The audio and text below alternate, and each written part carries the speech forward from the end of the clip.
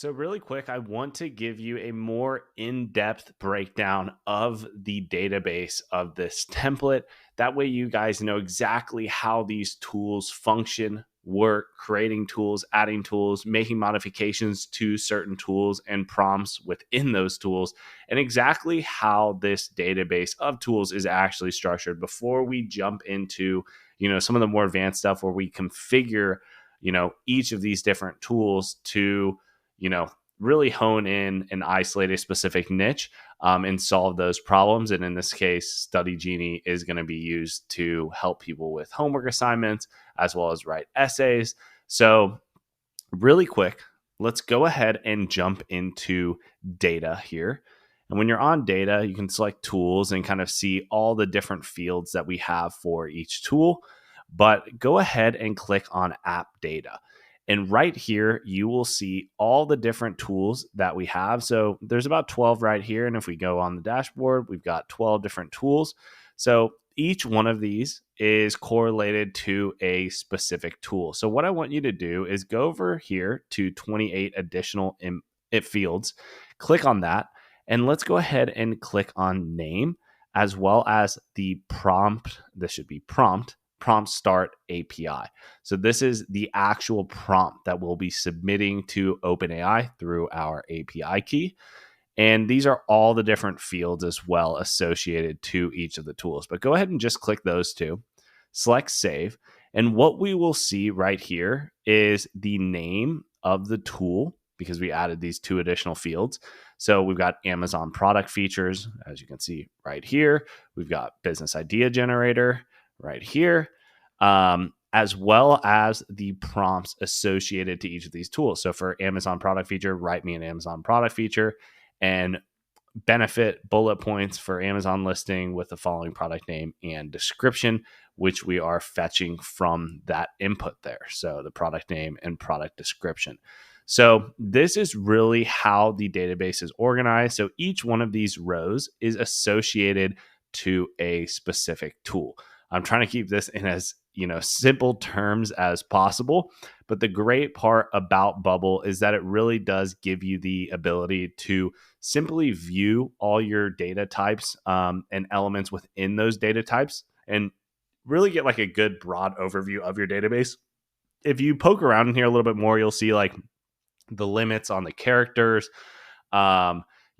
the different categories that they can display in, which in our case for Study Genie, we are simply just going to be having two categories, one being career and one being homework. So we're going to make a lot of changes to this, but it's very, very easy. I really wanted to just show you. Let's go ahead and remove this prompt field. That way we can kind of consolidate this a little bit better. So I want to show you really quickly just how to delete tools. And it's very, very delete tools, create tools, modify tools. So if we're going to delete a tool, let's go ahead and let's select a tool. Let's do social media, Twitter thread generator. Let's go ahead and just click delete and confirm.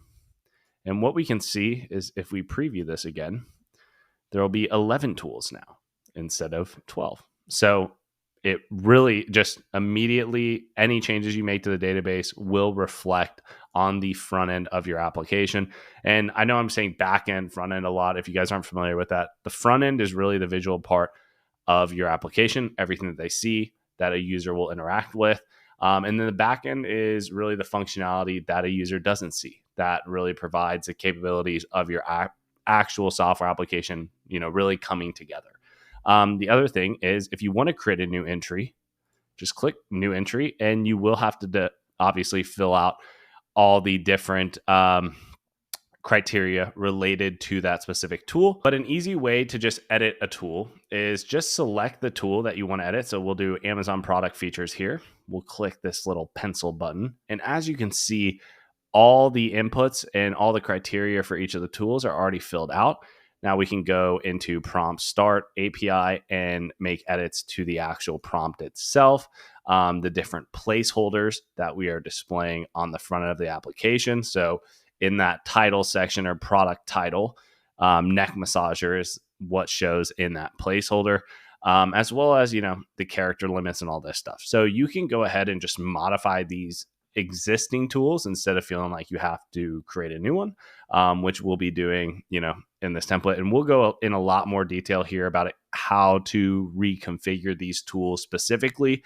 But the one thing you need to understand is that this is your database of tools, how to modify them, how to edit them, how to create new tools, and really understanding that anything you change in this database is immediately reflected in the front end of your application.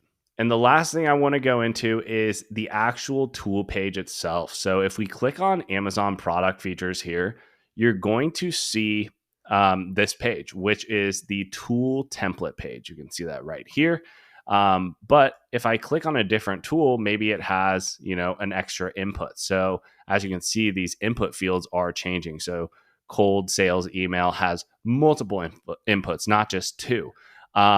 And so these are all dynamically based on that tool database, right? And the amount of inputs that it has and what you're going to be using for each tool. But it is all editable on one page. So if we go back to design and we click up here, we'll see all the different pages in our application, like account, our sign up page, and the tool template image page, which is the image generation in the template. But the page that we're going to be working with for most of these tools is going to be the tool template page. Now you can change the names of these pages, but this is where you'll see the actual tools page. And all the different input fields, as well as the title, are associated to each of the tools. So these are actually our dynamic elements that are being fetched from the database, as well as all the different generations will load in here in these repeating groups. You've got the number of generation filter that you want. You've got your generate button down here. And this is where, each of these different tools in this database are going to be displaying their, dynamic elements inside of this front end. So hopefully that makes sense. We're going to jump into, more details here in future lessons and exactly how we're changing and updating a lot of this information here.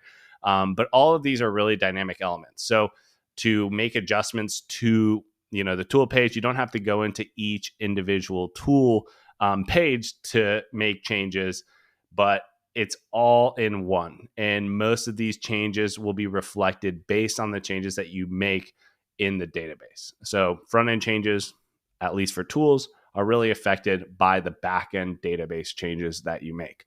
Now you can redesign everything in here, but just so you guys know and understand how this template is set up, is most of these pages are dynamic, meaning that we're just fetching information from the database and displaying it within these elements. So hopefully that makes sense and really gives you kind of a basic overview of, the template itself and the backend.